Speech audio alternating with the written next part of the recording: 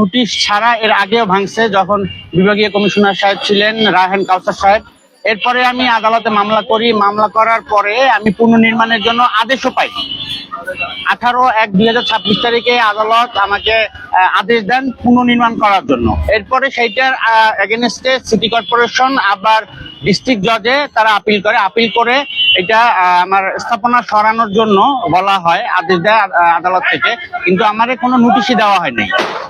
আমি আদালত থেকে জেনে আমি হাইকোর্টে যে স্টে অর্ডার আনছি, আমার পিছনে স্টে অর্ডার টানানো আছে। এই স্টে অর্ডারও তারা ভায়োলেন্স করছে।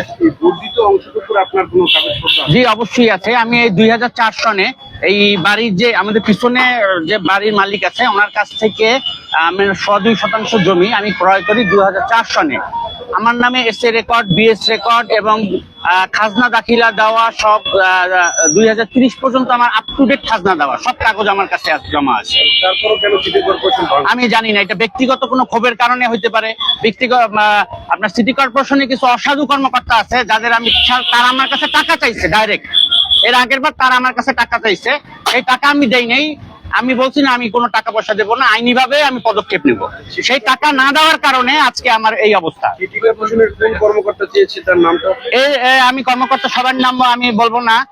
এখানে স্টেট অফিসার আছে, সিও আছে, এরা সবাই একটা গ্রুপ প্যাক্ট। হ্যাঁ, এদের নামেও আমি মামলা করছি। হ্যাঁ, মামলাও চলমান আছে।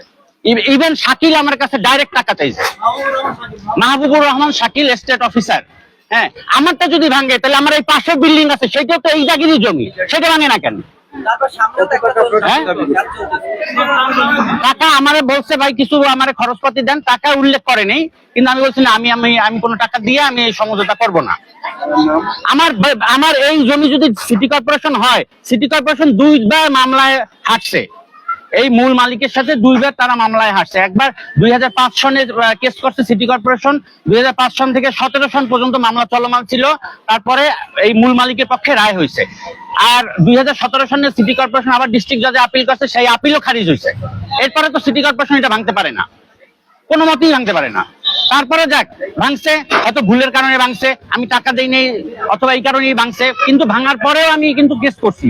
আমি আদালতের আদেশ নিয়েই আমি আবার পুনর্নির্মাণ করেছি। এরপরে আবার আইসা এই ভাঙলো। এই আমি হাইকোর্টে আপিল করার পরে আমার হাইকোর্টের স্টে অর্ডার আছে টানানো। আবেদন করছি এইটাই মানে আইন অনুযায়ী এইটাই তারা অ্যাকসেপ্ট করার কথা, কারণ আমার আদেশ হচ্ছে আজকে, আমি তার সাথে সাথে আর নকল পাবো না। আমার নকল পাইতে তো 2 দিন সময় লাগবে। এইটা নিয়েও দেখাইছি, সবাইরে বলছি, এবং সিটি কর্পোরেশনের সিও, তারপরে সিটি কর্পোরেশন প্রশাসনিক বিভাগেও দেখাইছি, তারপরে আপনার এই যে ম্যাজিস্ট্রেট সাহেব আসছেন ওনারেও দেখাইছি, কারণ ওনারা মানে নাই, ওনারা আদালতের স্টে অর্ডার ভায়োলেন্স করছে। দেবশ্রী শুভ্রা সরকার, পৃথিবী নিউজ ডেস্ক, চ্যানেল 365।